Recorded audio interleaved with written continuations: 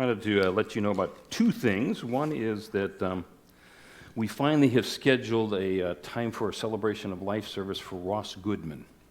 It'll be on Saturday, Saturday, December 7th at 1 p.m. here.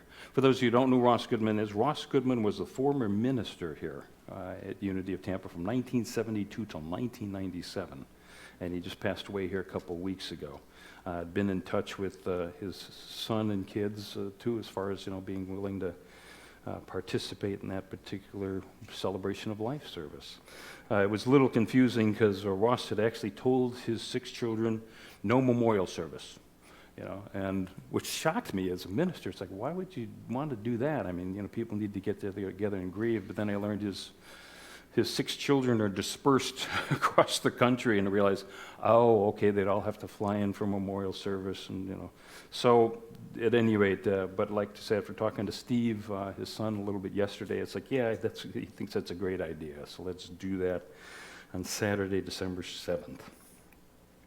Also, we have a couple of guests in town. Carla had a very good friend through high school who remained her friend. Mary Davis and her husband, Ron, are here from Salt Lake City, Utah. So just want to acknowledge how neat it is to have you guys in town. So let's get to the subject of the day. Be fruitful and multiply. Good morning. Let me tell you about the circumstances in 3 people's lives and see how you feel about these and what you would do if this happened to you. A fellow named Mark Cronin was riding his motorcycle one night. He rounded a corner and was shocked to see 2 headlights. A car was in the wrong lane coming towards him. It turned out it was a woman who was a drunk driver. His leg was crushed and had to be amputated. Second person was Kylie Harriet, young girl enjoying a really nice day on her front porch of her apartment in Boston. Next door, her neighbors got into a fight. The man pulled out a pistol, shot it into the air to express his anger. One of the bullets ricocheted and went through her spine, leaving her paralyzed from the waist down. Third person, New Sue Norton, received a phone call one morning. Her father and mother were killed in their rural Oklahoma farmhouse. Turns out it was a home invasion. A guy came in wanting to find some money. They only had $17 in the house, so he took $17 in the 20-year-old pickup truck to drive away. Now, the reason I asked you is how would you react to any of those things? I mean, granted, you'd go through all of the stages of grief, but each one of these 3 people made an amazing decision early on in the process, and that was to forgive the person that did that to them.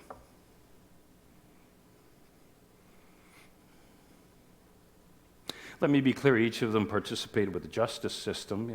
Each of them had to face their charges and their time in prison, but they made the decision to let go rather than to carry that anger along. And I'm going to get a little bit more into this because it relates to this subject, believe it or not. You remember, of course, I like to do the Lord's Prayer after the meditation. Of course, forgive us our debts as we forgive our debtors. And the Catholic tradition is forgive us our trespasses as we forgive those who trespass against us. Whenever we're holding something against somebody else, whatever energy we put out in the world is multiplied. So if we're holding something against somebody else, what we're going to discover is other people are holding things against us. And that's why forgiveness is a necessary tool in releasing these strange emotional ties that we come up with in our life. Now, Unity has, this unique approach to the Bible, and that is we recognize that these narrative stories in the Bible have embedded symbolism. So rather than taking it literally, we look at the symbolism of it, and suddenly you start to see that these are timeless guidelines on how to live a spiritual life. And what I've been doing in recent weeks is walking through the 7 days of creation in the first book of Genesis. And what it does is it symbolizes the creative process, how we actually create things in the physical world, starting with our mind, but then connecting them with the physical world. This is how our minds create. And I've encouraged you to realize that the symbolism in the story is all of the characters in the Bible, all of the symbolism happens within each one of us. It's not a matter of historical precedent. These are just guidelines to us on how to live a spiritual life. Now, if you've missed any of the previous lessons, it's no big deal. I mean, they're all kind of self-encapsulated. However, we do have copies of the video at the bottom of our website, unitytampa.org. Of course, our Facebook page has also the videos, which is, of course, Unity of Tampa on Facebook. And we also have the audio version that's available in the book and gift shop. If you just fill out a request form, we'll have them for you next Sunday. Or we can email you the MP3s if you just want to email us. The one thing just to warn you about that, the second week we had some technical difficulties, so we don't have a video of that one, but we've got the second week on audio for that. So during these 7 weeks, part of the creative process is just sorting through our preferences, sorting through the ideas that we're getting. What do we want to create in the world? But also, what do we want to let go of? And that's where it really relates to forgiveness. So I'm going to have Duncan put up a slide, just a quick review. On the first day, the affirmation was, let there be light, and that symbolized illumination. It's where we start to realize that our mind is always connected to the divine mind. We just need to be aware of it and open our mind to the divine mind and get the divine download of divine ideas. The second day was let there be a firmament. And that was to create a space in this physical world for us to create something that represents faith.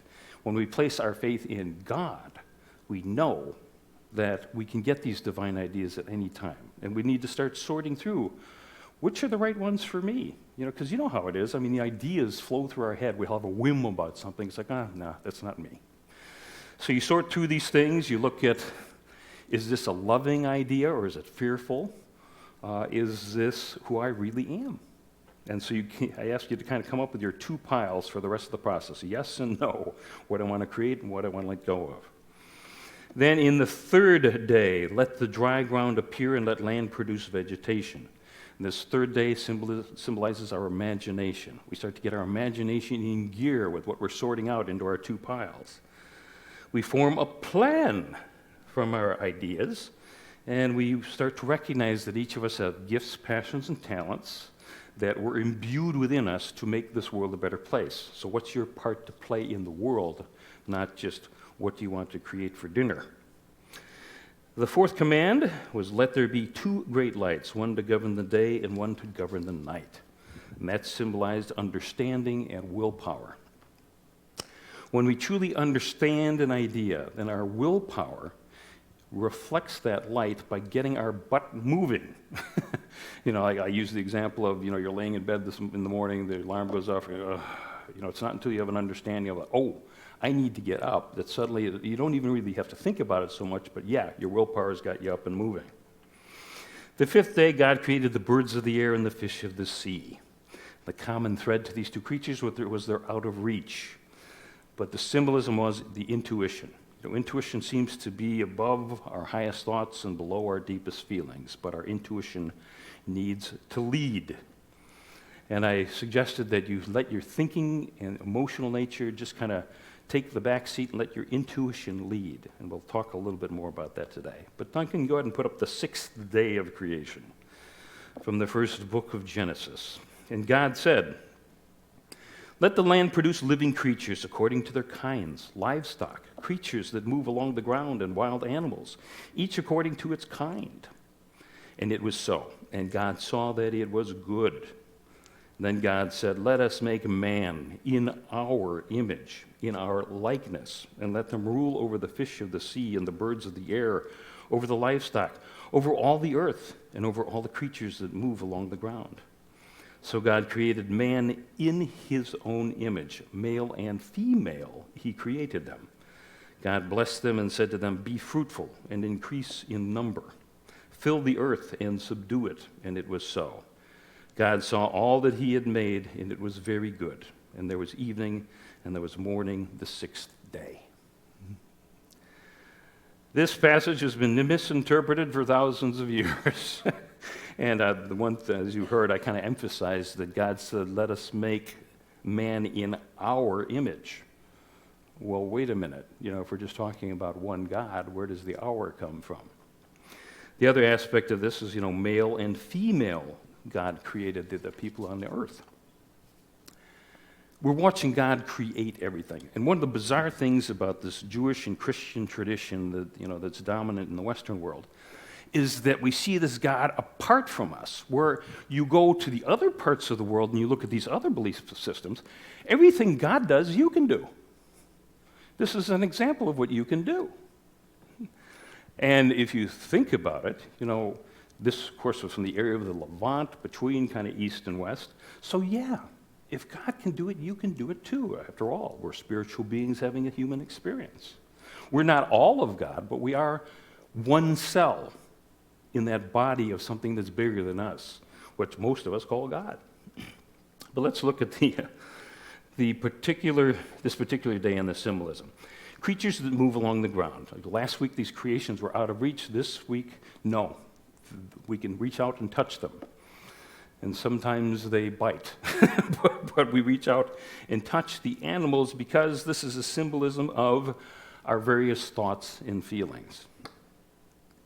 They can be either domesticated or running wild. Have you had thoughts that are running wild or emotions that are running wild? It's kind of like a kid running out into the street. You just got to kind of grab it. I remember stand-up comics saying, "Why is it that the major part of parenthood is just keeping your children from killing themselves?" So yeah, we have the ability to arrest our thoughts or our feelings and change them. God also created humans, male and female. Now, in Bible symbolism, like I said, all characters are something that's happening within us. And by their names, it usually talks about what aspect of us we're talking about. Like anyone named Mary means love. But if it's a male character, it represents our thinking or intellectual nature. And if it's a female character, it represents, it's our emotional or feeling nature. Sorry, ladies, that's the symbolism, and this stuff was written 2,000, 3,000 years ago. So, the highest expression, though, of thinking and feeling is to express our wisdom combined with love. And one of the more powerful applications of love and wisdom working together is forgiveness, the ability to let go. So, who do we need to forgive? Look at our parents, our exes, our boss, former friends, perhaps. Then there's organizations, governments, political parties. Any particular politicians you feel like you need to forgive this morning? There's an old saying that is that holding resentment is like drinking poison and expecting the other person to die. So, it's not a question of justice. I got news for you. It's not your job to met out justice unless you happen to be a judge. Then, and it's not a question of whether this person deserves our forgiveness or not. It's a question of, do you want to keep carrying around that burden? Do you want to keep that emotional tie to where you are chained to this perception of this other person or of this other organization? Or not? Whatever energy we put out is going to come back multiplied. But there's one person that's the hardest to forgive, and you know this person very well. Yeah, it's you. We are so hard on ourselves, and like I've said often, I think the reason we're put here on earth is that we can see and bring out the best in each other because we can't see it in ourselves. And I've admitted to being a recovering perfectionist, and that was because my mom was a perfectionist. So it's like, oh, I didn't do it perfectly. Well, Bob, could you define what perfectly is? No. But I still continue to kind of play that game with myself. So, what is your game? I know Carl and I came out of Unity in Chicago, and there was another minister who came out of Unity in Chicago. His name's Ed Townley, and Ed admits, in fact, I remember him sharing with me that he had been sober since October 28th, 1974, which ironically was my 18th birthday and was the first time I could legally drink. But what Ed said was that he recognized he carried around this deep undercurrent of anger. And finally, in therapy and through his meditations and stuff, it came to him. He was angry because he felt like he wasted like 20 years of his life in addiction. And once he was able to get beyond that and recognize he didn't waste those years, but what he did do is spend 20 years proving who he truly was not. You know, we have the opportunity to say who we are and who we're not. And he said, yeah, I had to kind of learn the hard way, the way to be. You know, my dad used to like to tell the story. He's raised 4 children. Each one of his children, he says, now, whatever you do, don't touch the oven because it's hot. He says, but until each of the 4 children touched the oven and found out what hot was, you know, then they didn't really understand what hot was. So, yeah, we all make mistakes. We all have those days, years, decades that we wish we could do again. But we need to let go and recognize it was school. It was training ground. So, let's see. If we're made in the image and likeness of God, we have the power to forgive ourselves and to forgive others. And I really encourage you to do that. Let's look at the areas of your life.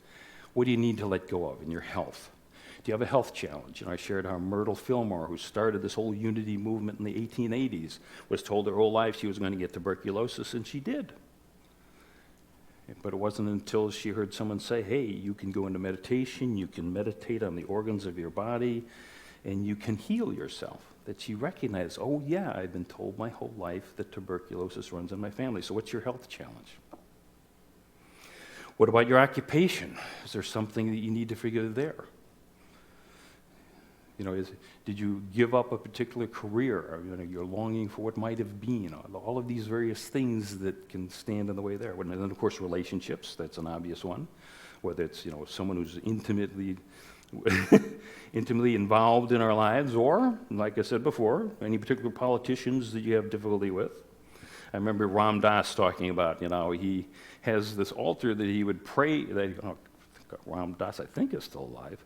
But you know, he's in the Buddhist tradition, but he's talking about how he has this little altar where he does his meditations and prayers, and he always makes sure to put a picture of the politician he dislikes the most at the moment on his altar, because it's a good indication of his attachments, his emotional attachments.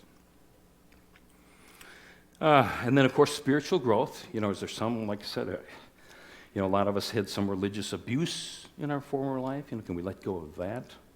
And then, of course, money supply, you know, the flow of money. What sort of assumptions do we have about the world that we need to let go of? Do you deserve to have all of your needs met, your obligations fulfilled, and your desires demonstrated with enough to spare and to share? Or do you have a different assumption? So there's another thing that's probably been happening to you, and I warned you about this in the early weeks, and that is whenever we do set out on a journey and set this intention of making a change in our life, anything within our consciousness that is opposed to that change surfaces. And a lot of people will react in horror that this old thought or fear has surfaced, and what it is an opportunity for you to say, oh, yeah, that's what's been standing in my way. I can let that go. I can change my mind and feelings about that. But the problem is that our Western society teaches us to evaluate and discern and decide using our thinking and feeling nature. And that's why last week I asked you to let your intuition lead for a week, because it's our intuition that are meant to process and judge. Our thoughts and feelings, working under the guidance of our intuition, can create what it is that we want in this physical world. So it's important that we monitor our thoughts and feelings. Like I said before, the kid running off into the street. So if you have a thought that is like that kid running off into the street, you say, whoa, wait a minute. So this week in particular, I want you to kind of just set up and observe yourself, and you'll see how it works really well. And are my thoughts or my emotions running off in a negative direction? And you say, whoa, no, wait a minute. I want to cancel that thought or that emotion and put in a positive thought or emotion. What we know about the truth of the universe rather than what we happen to see before our eyes. And that's one of the reasons that I stretched this project out over 8 weeks. Because early on, you know, we get this idea of what it is that we want to see happen. And as Reverend Sally Taylor, God bless her soul, used to say, we have bright ideas and divine ideas. And the divine ideas come with everything they need to have everything unfold. The bright ideas, though, often come from that thinking and feeling nature. And you'll notice this, it's just a struggle, and you start to realize, oh, no, this isn't what I'm supposed to be doing. So what happens, I know for me the first time I went through this, and probably happens for you, is you get the idea in those first couple weeks, but now here we are in the 7th week, kind of in the home stretch, and have your ideas changed? Have you found the affirmation that we use in unity? We set a goal, and then we say, this or something better, God. This or something better, allowing the better things to surface. And I told the story about the car that I thought I wanted in 1981, or 1991 rather. And once I had set my mind on that's the car that I want, all of a sudden all this other information came to me that, oh, wait a minute, there's this other car that's much better suited for me. And that after test driving it, I realized, yeah, this one's much better suited for Carla and I and what we were doing at that point in our lives. So, allow that presenting problem, as we call it in counseling circles, to go to the deeper problem, or the deeper idea, or the deeper passion that we have. When the Bible verse speaks of living creatures of all kinds, these thoughts and feelings, like there's an old saying in Unity, thoughts are things. And then you see this in a lot of self-help groups. Yeah. Thoughts are things and feelings have wings. So when our intuition can guide our thoughts and feelings, then our thoughts and feelings can kind of go out there into the world and bring back to us what it is that we want. Or it can carry those things that we don't want far away from us and drop them. So if you think of it that way, and some people like to think of it as radio waves going out, whatever works for you, just recognize how often you see this this symbolism in folklore and story. Watch any cartoon Disney movie, right? The princess is singing and she's got this idea, and all of a sudden all of the squirrels and rabbits and everything like that are just gathering everything together. Or if you prefer the movie Despicable Me, the Minions, going out and doing their thing. This is what your thoughts and feelings are supposed to do. And yet, like I said, in our Western society, it's, like I said early on in this process, it's like, yeah, the soul is born upside down. Because, yeah, we learn the wrong way to do things, but here again, like our friend Ed from earlier, it's like, yeah, but by doing it the wrong way, for all of those years, I finally understand the importance of doing it the right way, at least the right way for me. So, monitoring our thoughts, making sure we're sending out positive rather than negative. Now, if you're thinking, oh, wow, think about how many negative thoughts and feelings I've sent out there into the earth. I got good news for you. There's this concept in Christianity called grace. And it has this amazing ability, if we surrender to it, to allow our positive energy to multiply and to tamp down our negative energy. So we never fully harvest the negative stuff that we put out. Positive thoughts have a way of just wiping out 100 negative thoughts. So allow that to happen. And there's one other thing I want to touch on here before we wrap up, and that is and God saw that it was good, very good.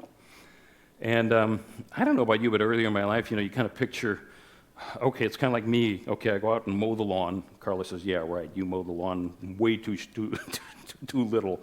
But I mow the lawn, and then I get the lawn chair, crack open a beer, say, wow, yeah, I did a good job. That's a good job, even if I have to say so myself. So there's that sense that, okay, God saw that it was good. However, could it be that what's being said here by the writer is that God saw to it that there is a good outcome here? If we're co-creating with God and allow and know that the good outcome is unfolding here, that's a whole different way of looking at it. And that's what it's all about with our creative process. So Duncan put up the slide of this week's takeaways, and as always, we've got a copy of this out on the credenza if you want to take it home with you. So what do I need to let go of? Look at the areas of your life, your health, occupation, relationships, spiritual growth, or money supply. Number 2, let my intuition do the discerning and the processing. Then monitor my thoughts and feelings and send out the positive ones. Instruct my thoughts and emotions to complete the project. What hasn't been done so far in the project that you started, if you started this process? Or if not, you can start it now, that sense of like, okay, what do I want in my life, or what do I want to let go of? And then number 5, expect a good outcome. And the affirmations to work with this week, one is, I am a radiating center of love and wisdom. I am a radiating center of love and wisdom. And then, like I mentioned before, this or something better, God.